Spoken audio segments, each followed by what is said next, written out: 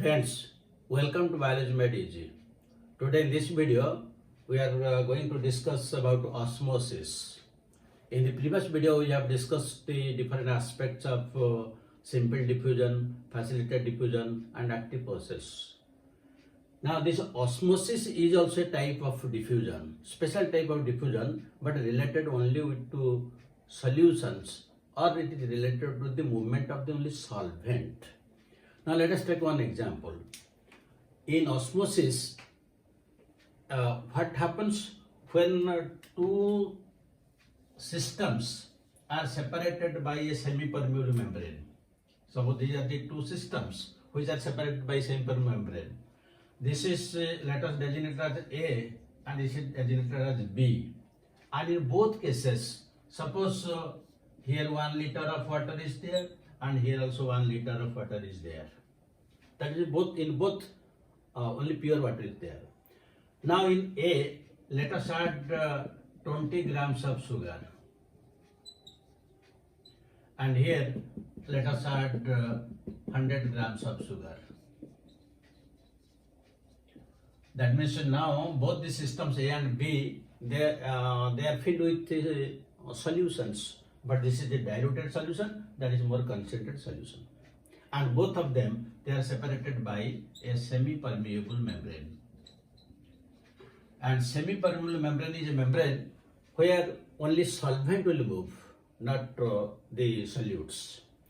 So when osmosis takes place, the diffusion of what takes place? Diffusion of a solvent or solute.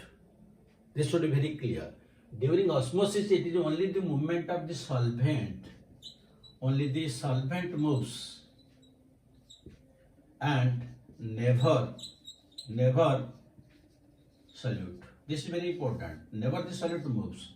Only the solvent always moves. So the solvent will move from A to B or B to A.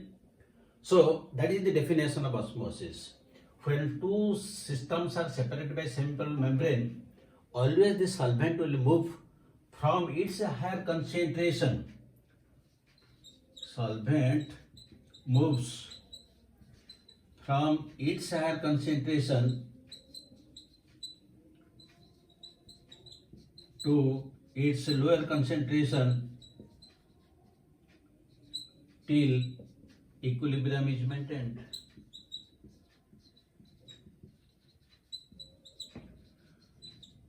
That means here the solvent will move from A to B. Then you may ask, in both A and B we have taken 1 liter of water. Then how you are telling that a solvent will move from A to B? Because in both equal amount of water is there. Now you see, in both 1 liter of water is there. But in A we have added 20 grams of sugar, while in B we have added 100 grams of sugar. With respect to the solute, which is sugar here 20 grams of sugar are there, but 1 liter of water is there. And here 100 grams of sugar there and 1 liter of water is there. That means with respect to solute, the concentration of solvent, that is water here, is more than that of B. That is why osmosis is a process in which the solvent moves from its higher concentration to its lower concentration. That means here the solvent concentration in A is more. So naturally it will move to A from A to B. Now let us define it in another way. Out of these two, A and B, which is of lower concentration and which is of higher concentration? So naturally A is of lower concentration and this is of B is of higher concentration. That means here the solvent is moving from the solution of lower concentration to the solution of higher concentration. This is also another definition of osmosis. That means the solvent moves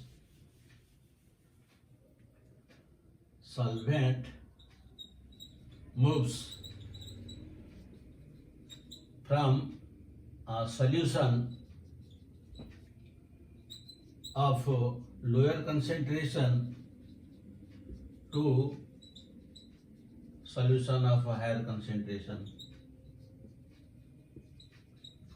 That means here also it will move from A to B in both cases.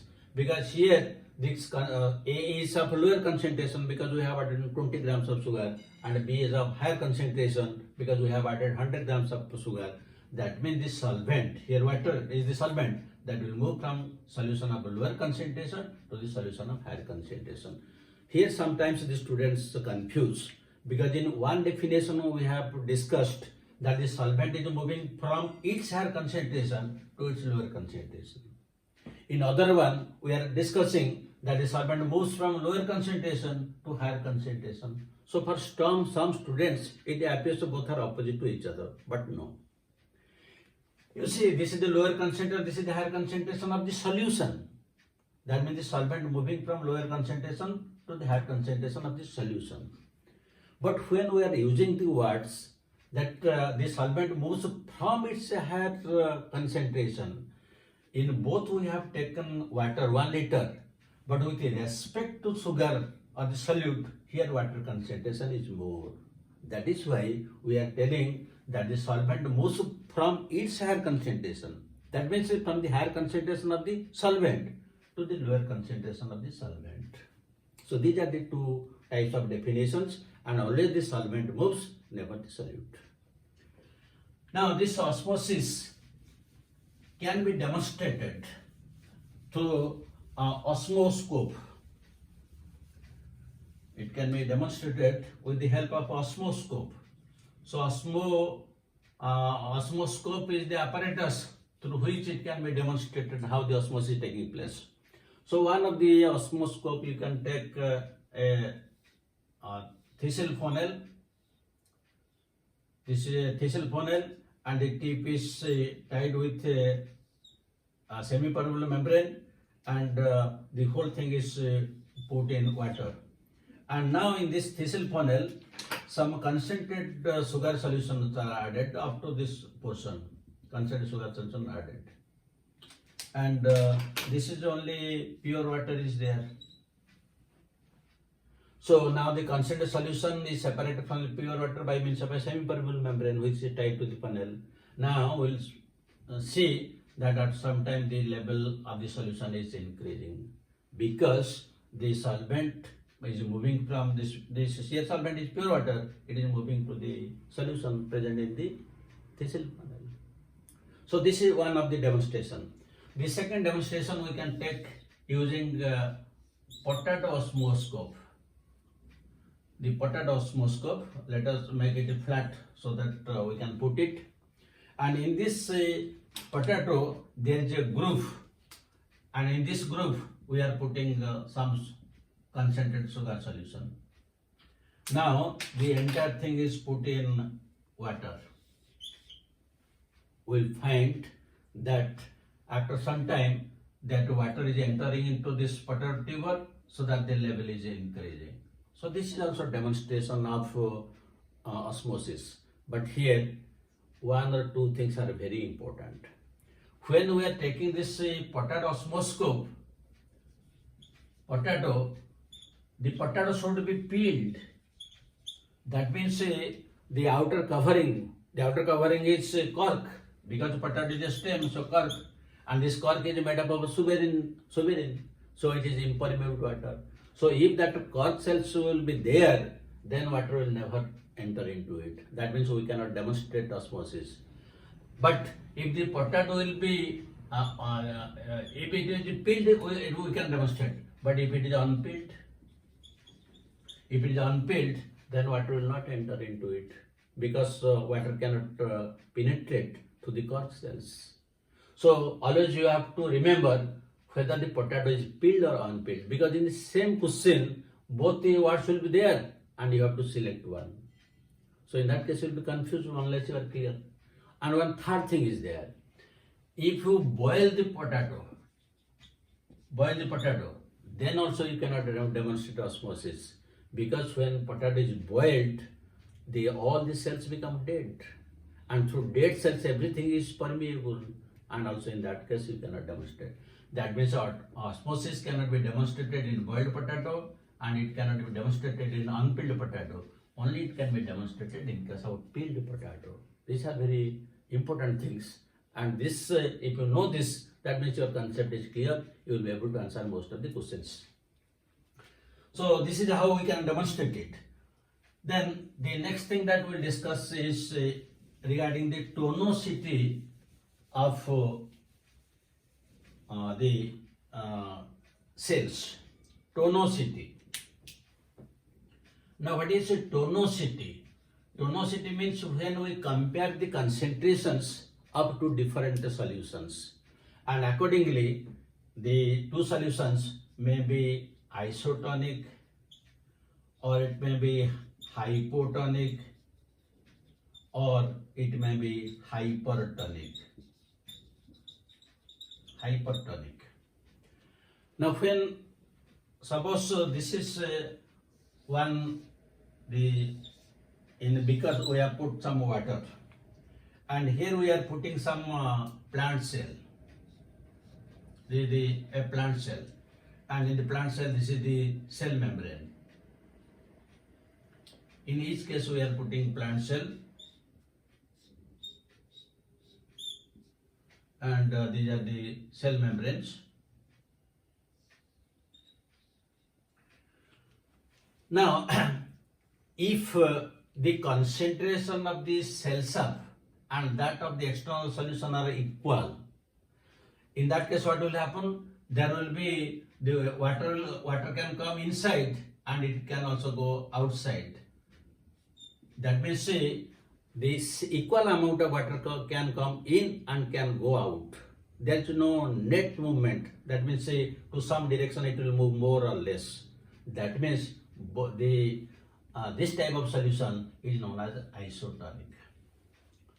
Now here we have taken another solution. In this case, when we are putting a cell, suppose the volume of the cell increases, as a result the cell membrane is pressed against the cell wall. It is pressed against the wall because it becomes turgid. The cell absorbs water, it becomes turgid. So when it becomes turgid, it will swell in size and it will be pressed against the cell wall. Because the cell wall is rigid, it cannot move, so it is pressed. So when water enters into it, so that the cell swells in size. So why water entered from this to that one? Because the external solution is hypertonic. So from lower concentration of pure water, it will move inside. And in what is hypertonic solution? When we put a cell in a solution, so that the cell membrane slightly shrinks, its volume decreases in size. Why? Because what will come out? That means the concentration of this external solution is higher. That is why it shrinks. So this is known as a hypertonic solution. That means when the external solution is of lower concentration, it is a hypo means below, and when it is more in concentration, it is hyper means above. So in case of isotonic solution, the exchange of water into and outside is equal. But in case of hypotonic solution, what is happening? This cell is entering into the cell. The cell becomes turgid and swells inside and pressed against the cell wall. This phenomenon is known as endosmosis. That means when water enters into it. But when it is put in hypotonic solution, water comes out of the cell so that it decreases in size. So this is known as exosmosis. So what is the endosmosis, what is the exosmosis, clear? And when it is put in hypotonic and hypertonic solution, what happens? This is also clear. Now relating to this tonicity and isotonic and hypertonic, we'll discuss another one or two things. What is reverse osmosis? Reverse osmosis. And we are all acquainted with this reverse osmosis, and simply we are telling it is RO. Usually we use the water filters in our houses and we are calling it is RO water. So what is RO? RO means reverse osmosis. Because in the water filter that we are using, water is pushed from the concentrate, and this method is also applied to the sea water, saline water. From the saline water, pure water is pumped with some amount of force. So that is a reverse osmosis. Then what is thermoosmosis? Thermoosmosis. Now suppose there are two systems separated by a semi-permeable membrane. In one side there is warm water, and in the other there is cold water. This is a semi-permeable membrane. Now what will happen? The warm water will enter into the cold water because its kinetic energy is more, and osmosis is a type of diffusion. If the temperature is more, then the kinetic energy increases, so naturally the movement will more. So gradually this will be slightly also warm. This is thermoosmosis. Now we have given the different examples of isotonic, hypotonic and hypotonic along with the end osmosis, exosmosis, taking the plant cells as example. But if you take one animal cell, suppose this is pure water, and in this pure water we will put one animal cell. This is animal cell. Animal cell has no cell wall, only membrane is there. Suppose this cell is of highly concentrated, the animal cell is highly concentrated, and this is pure water. So what will happen? End osmosis will take place, and sufficient amount of water will enter into this. The animal cell will be turgid, and a situation will come when it will burst. The animal cell will burst because it cannot be protected because there is no cell wall. So this is bursting of animal cell when put in hypotonic solution. This is hypotonic. So this is known as plasmotysis. Plasmotysis. Plasmotysis means bursting of the cell when put in hypotonic solution. This is what is known as osmosis. Now what is the significance of this osmosis? Significance. Now one is, this is the first step. This is the first step of water absorption. When the root hairs absorb water, the first step is osmosis. Number two, the turgidity of the cells. The turgidity of cells depend upon osmosis. If the osmosis will be more, that means if more water will enter, then the cells will be turgid, and turgidity leads to growth of the plant body.